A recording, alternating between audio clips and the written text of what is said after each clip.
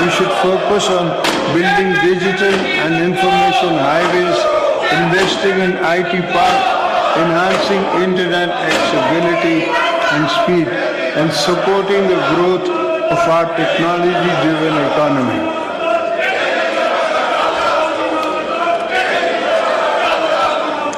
Equally important is the sustained support of small and medium enterprises. We must ensure access to credit, address procedural bureaucratic hurdles, and create policies that promote youth-led businesses. Our young people should be encouraged to enter businesses through SMEs-focused programs, skill development initiatives, and accessible loan schemes.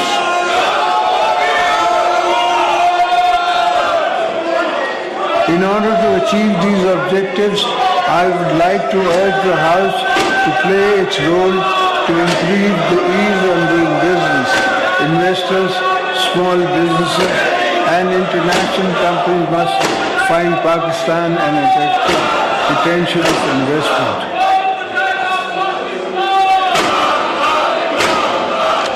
Honorable members, today the common man, the laborers, and the salaried class are facing serious economic hardships. Our citizens are burdened by inflation, high prices of essential items, and rising energy costs. As we approach the next budget, I urge this Parliament and the government to provide real relief to the people.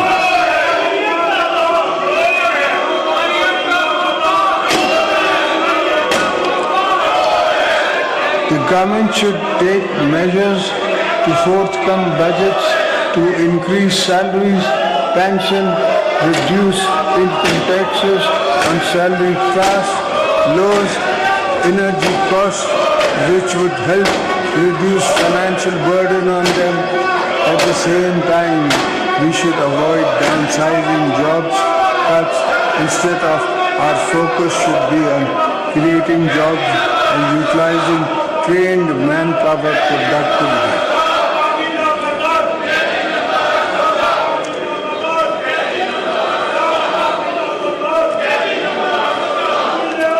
Ladies and gentlemen, women constitute almost 50% of the country's population, but they are underrepresented in every aspect of life.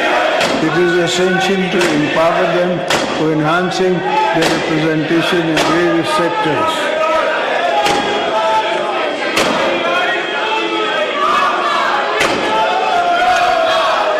The most important intervention we can make as government and parliament is to make women at the bottom of the social pyramid financially independent, in accordance with the vision of Shaykh Mohtarma Benazir Bhutto. The Benazir Income Support Program (BISP) remains a crucial lifeline of millions of families. Its reach must be expanded and cash transfers should be further enhanced.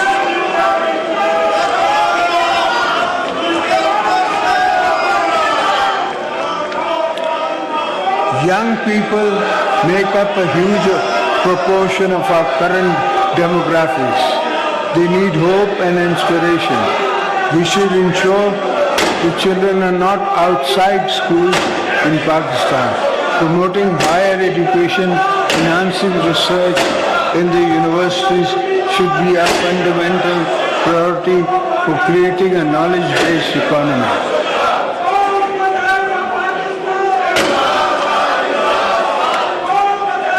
I urge the federal and provincial governments to increase allocation for education sector in the upcoming budget on micro level and to also provide more opportunities through scholarships and financial assistance programs.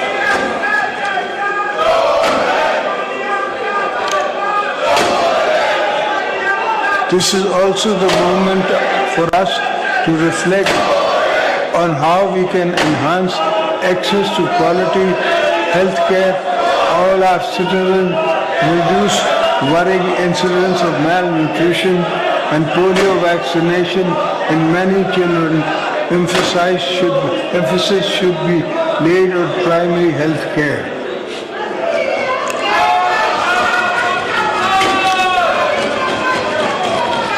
Respectable parliamentarians, I believe that domestic and regional conservation is a fundamental to prosperous Pakistan.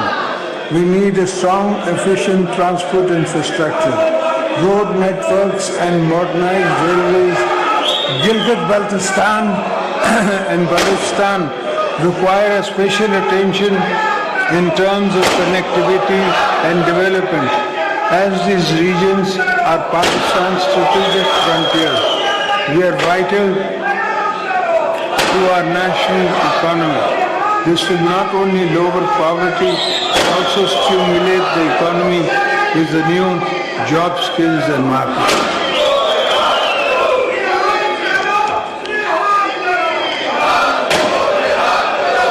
The China-Pakistan Economic Corridor, CPEC, and Gwadar Port remain central to our vision of connectivity. These projects must fully realize so that Pakistan can serve as a gateway to international trade, linking Central Asia, South Asia, and Middle East.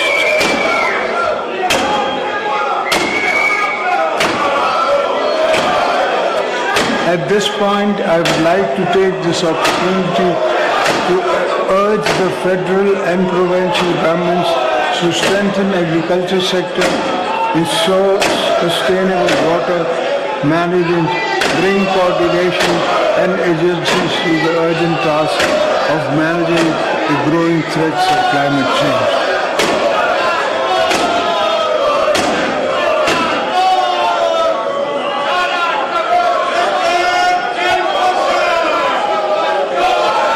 I say this because agriculture is a key pillar of our economy, and it is imperative that we modernize this sector by adopting new farming techniques, developing better seeds, investing in agriculture research and development, creating more jobs by making land more productive.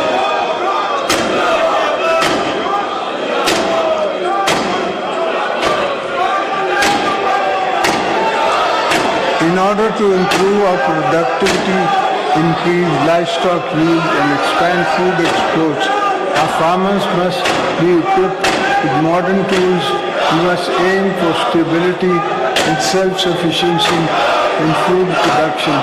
We need to focus on greater water availability and its efficient use. We must work towards innovative solutions such as bringing water from Tajikistan to Balochistan, upgrading irrigation systems, and utilizing new technologies to conserve and distribute water.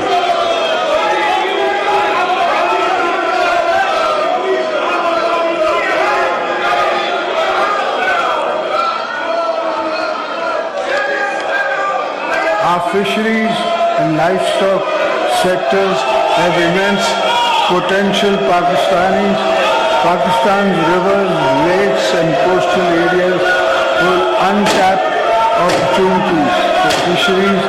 Commercial cattle farming can open new avenues for employment and export. I urge the government to play its role in providing incentives, training and support to our youth to make this industry a vital part of our economic future.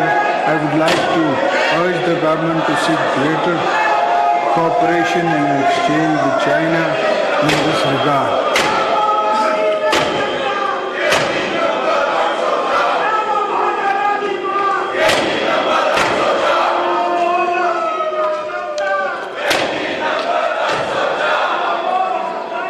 You are aware that Pakistan is one of the countries most impacted by climate change.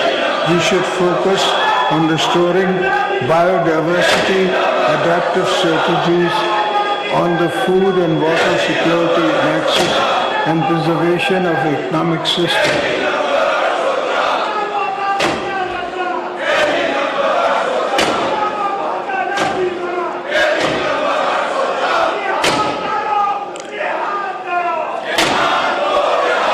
We must invest in the promotion of renewable energy, electric vehicles. We must also focus on recharging our wetlands and rivers so that they emerge pollution-free, and because once again, the lifeline for livelihood and rich marine ecosystem. The mangroves of Sindh stand as a shining example of what can be achieved through conservative efforts.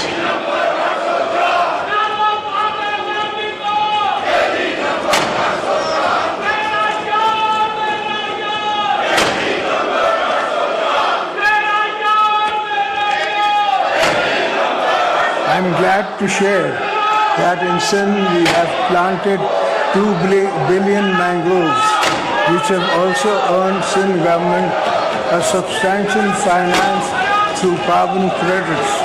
We should replicate this model protectively and benefit it from the international carbon credit market.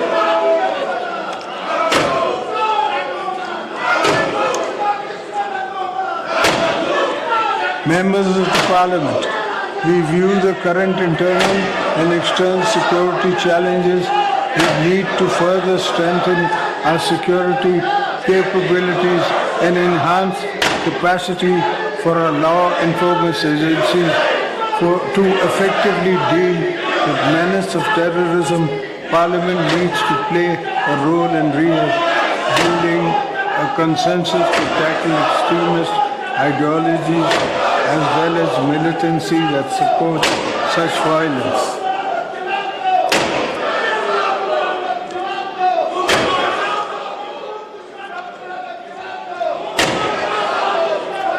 We are all aware of the external support and funding the terrorists are getting today, causing human and financial losses to the nation.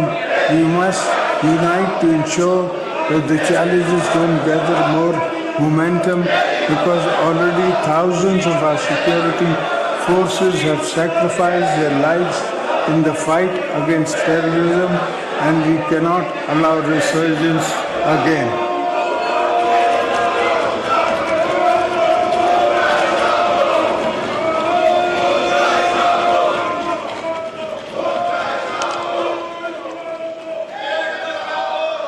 I want to assure you that we are committed to eradication of the menace with the support of the nation and the brave armed forces. Successful intelligence-based operations have led to dismantling of terrorist networks to destabilize our nation.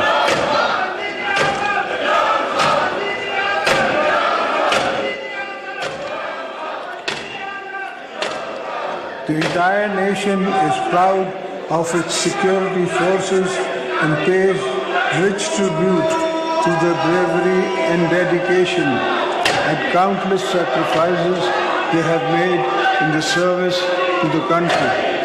At the same time, we should not forget that militancy finds roots in deprivation and inequity. So we must focus on the development and regions most affected by terrorism and create employment.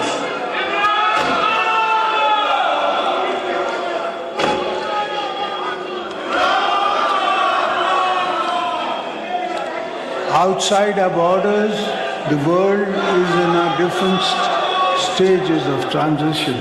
Pakistan remains committed to regional peace, stability, economic integration. Our foreign policies will always be guided by national interest, international cooperation, and principles of sovereignty, mutual respect. We should enhance our cooperation with friendly regional countries in the area of trade, economy, climate, and cultural exchange. We will continue to play our role as a responsible, peace-loving nation.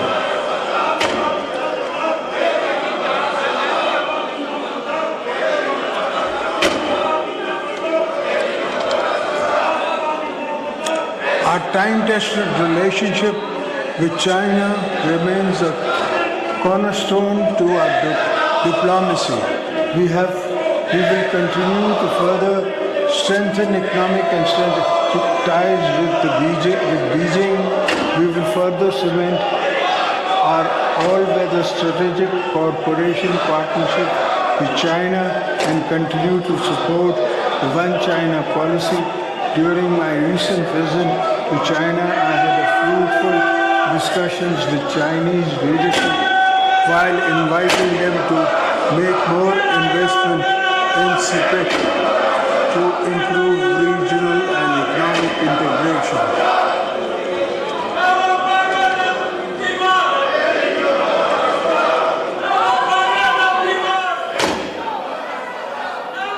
Through our recent engagements with the Chinese leadership, both nations have reaffirmed commitments to further strengthen economic cooperation. The benefit of CPEC will reach every corner of Pakistan through different projects.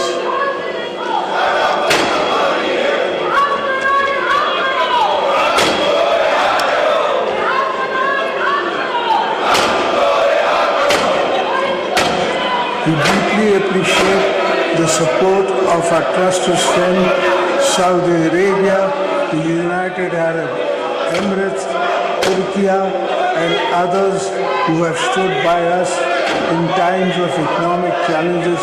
We are committed to further strengthening our long-standing historic, cultural, and economic ties with the friendly nations of the Gulf and Central Asia, as well as the European Union, the United Kingdom, and the United States of America.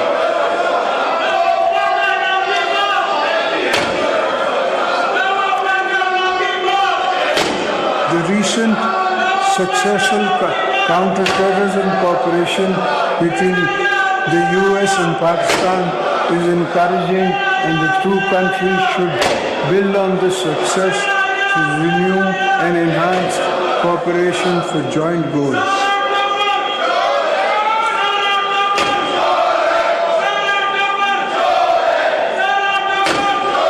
Honorable members, the plight of two of our brothers and sisters in Indian illegal occupied Jammu and Kashmir remains of great concern for the entire nation. The people of Kashmir have been suffering for decades under unjust occupation, oppression, and brutal human rights violations. By the success of Indian regimes, Pakistan will always stand by them in the struggle of self-determination.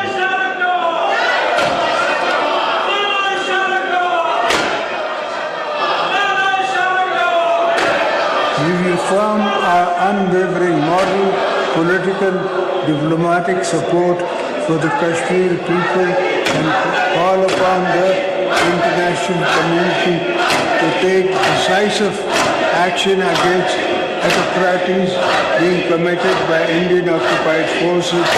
The voice of oppression will not be silenced.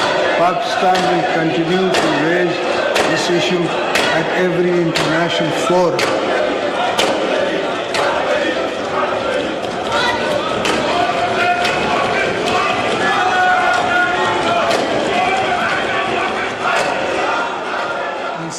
Devastation in Palestine demands urgent attention of the world.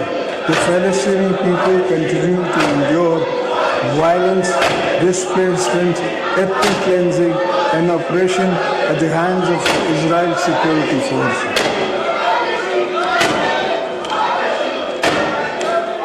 Pakistan is actively committed to Palestine cause and is consistent in the calling of a just and lasting solution based on international law and aspirations of the Palestinian people, our position is clear and wavering that establishment of an independent and sovereign Palestinian state with Al-Quds al-Sharif as its capital is essential for lasting peace in the region.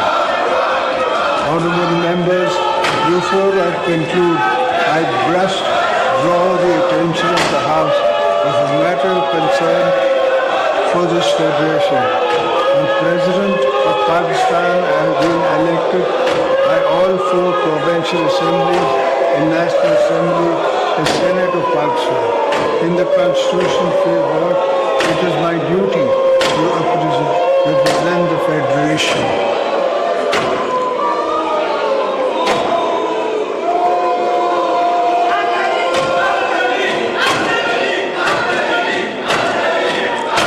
Most challenging and circumstances when my wife Shaheed Mohtama Benazir Bhutto was assassinated, I was the one who chanted Pakistan Khape for me. Pakistan always comes first.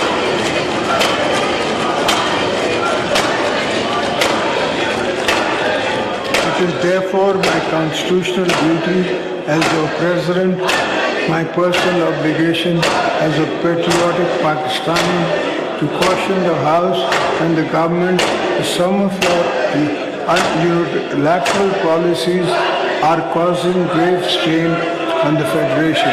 In particular, the government's unilateral decision to carve out some canals from the Indus River, system despite strong opposition from federating units.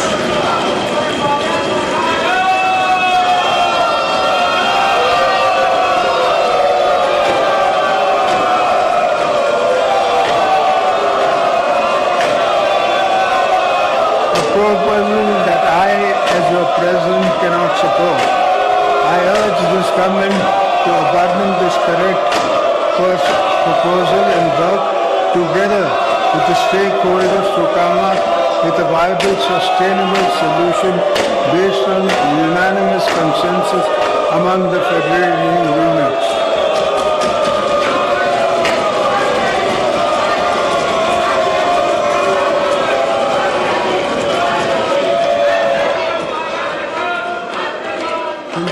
I would like to again invite the attention of the House to fulfill the responsibilities entrusted to this Parliament and play its role in the national building, strengthening institutions and improving governance.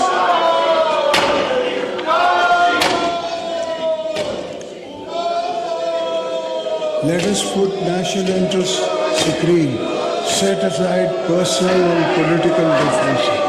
Let us work together to revive our economy, strengthen our democracy, and uphold the rule of law. Let us strive to build a Pakistan that is just, prosperous, and inclusive. Make the best use of this parliamentary year. Thank you.